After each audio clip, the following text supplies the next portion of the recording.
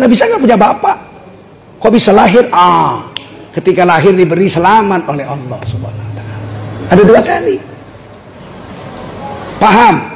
Nah, inilah kita mau peringati hari lahir Nabi itu. Tentulah tidak masuk neraka kita gara-gara memperingati ini. Lembut-lembutlah hati kita. Kalau masuk neraka yang nomor 1 rektor lah hari ini. Dia bosnya ya nggak. Nomor 2 ketua panitia ya.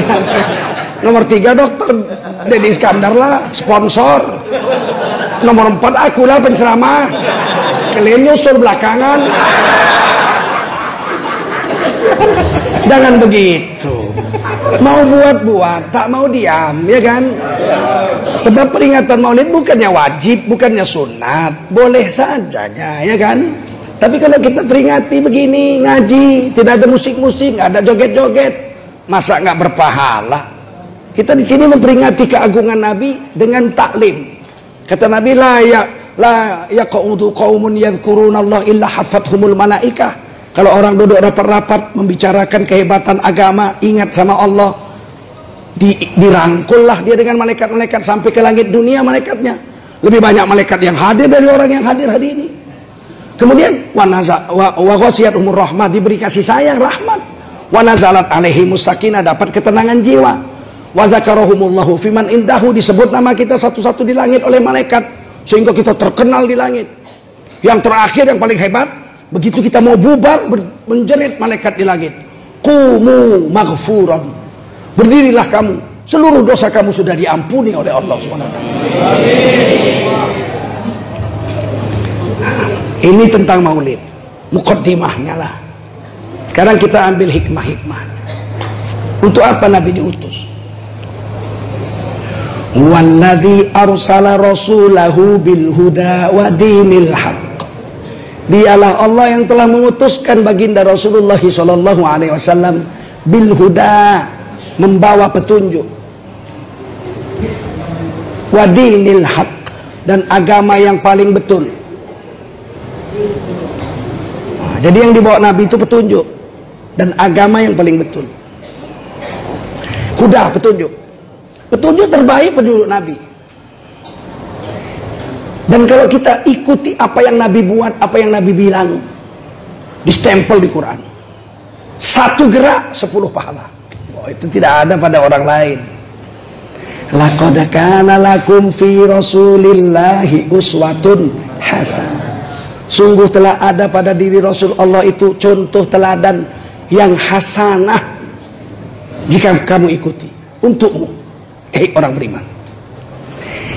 Hanya saja kita nggak paham hasanah.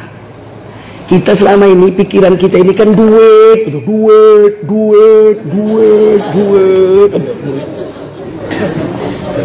Sehingga kalau kita berdoa, isi otaknya duit. Rabbana atina fid dunya hasanah, duit. Wa fil akhirati hasanah. Dikiranya hasanah duit. Dikiranya hasanah tuh harta. Mana ada ulama mengartikan hasanah itu harta? Nggak ada. Harta mal, betul. Amwal, betul. Mana ada harta hasanah? Apakah hasanah? Allah beri terjemahan untuk kita hasanah itu. Man jaa bil hasanati falahu asyru amsalihha. Siapa berbuat 1 hasanah, Allah bayar 10 pahala. Siapa berbuat 1 hasanah, Allah bayar 10 pahala.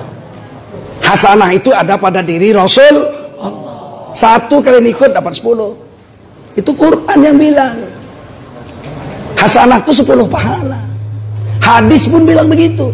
Sama aja hadis dengan Quran. Saya ambil 1 hadis riwayat Imam Tirmidzi hasan sahih. Man qara'a harfan min kitabillah fahuwa bihil hasanah. Siapa baca Quran 1 huruf, Allah berikan kepada yang membaca 1 huruf Quran itu 1 hasanah. Wal hasanatu bi asyri amsalihha. 1 hasanah dibayar 10 pahala. La aqulu alif lam mim harfun. Aku Rasulullah tidak mengatakan alif lam mim 1 huruf. Walakin alif harfun, wa lam harfun, wa mim harfun. Tetapi lam alif 1 huruf, lam 1 huruf, mim 1 huruf. Siapa baca alif lam mim, dia dapat 30 pahala, 3 hasanah. Paham? Paham? Hasanah bukan duit. 10 pahala hasanah itu. Ada orang berbuat baik. Berbuat baik belum tentu hasanah. Berbuat baik belum tentu solehah. Yang disuruh wal asr innal insana lafi khusr illa alladziina amanu wa amilu sholihat. Amal soleh itu hasanah. Perbuatan baik belum tentu hasanah. Ada seorang perempuan mau nyebrang jalan, kendaraan rame, 1 jam perempuan itu berdiri di pinggir jalan berkeringat, nggak berani nyebrang. Anak gadis datang saya, kenapa kau di sini, Dek? Mau nyebrang aku, Pak, nggak berani, aku banyak kali kendaraan. Udah berkeringat, aku udah 1 jam aku di sini, Pak. Udah berkunang-kunang mataku, Pak. Tolonglah aku nyebrang. Oh baik, mari saya bantu. Saya pegang tangannya, saya nyebrang dengan dia. Selamat dia sampai seberang. Saya berbuat baik, tapi nggak dapat pahala, malah dapat dosa. Karena bukan bini saya kok saya pegang tangannya.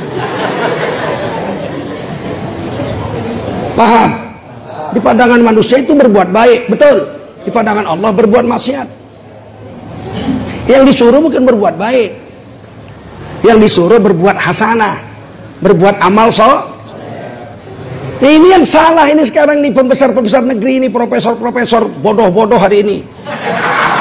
Dibilangnya pula homoseks itu hak asasi. Homoseks itu tidak salah. Itu hak asasi. Kalau homoseks itu hak dasar, hak asas, berarti berdosalah orang yang tidak mengizinkan hak si homoseks itu. Hak itu kan wajib diberi, betul. Menunaikan hak itu kan wajib, betul. Bayangkan 2 orang datang laki-laki ke rumah saya. Assalamualaikum Om Haji. Waalaikumsalam, ada apa nak? Saya Bejo, ini kawan saya si Udin. Terus apa? Kami mau pinjam kamar Om 1 jam aja. Ngapain? Mau adu terong. Terus saya bilang haram ini. Ini namanya liwat. Dosa besar. Ini hasasi Om. Kalau nggak diserahkan kepada kami berdosa. Tunaikan hak kami Om. Saya heran kok profesor, doktor ngaku mengatakan homoseks itu hak asasi. Hak asasi kepala atuk kau.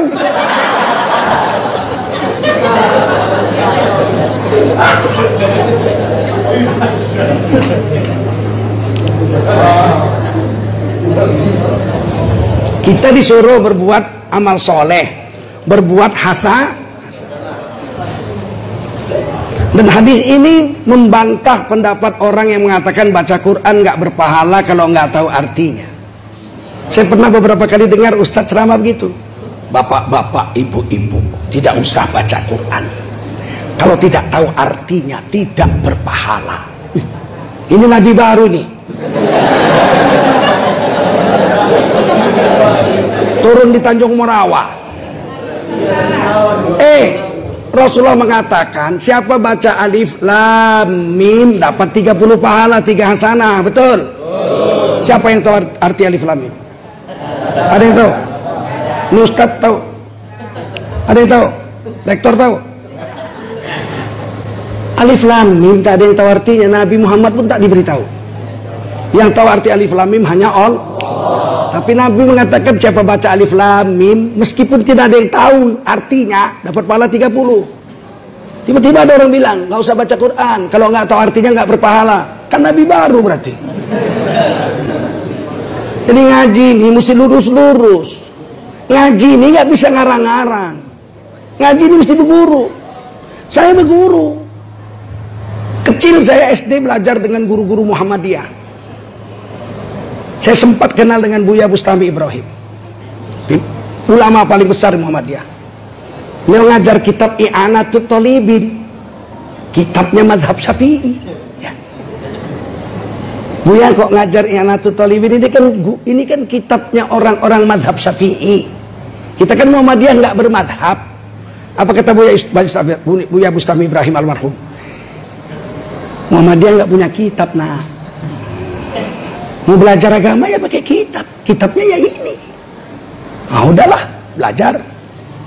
Tidak panjang umur, wafat. Saya ngaji dengan Kalimin Sunar, MD Pane, ketua-ketua Muhammadiyah.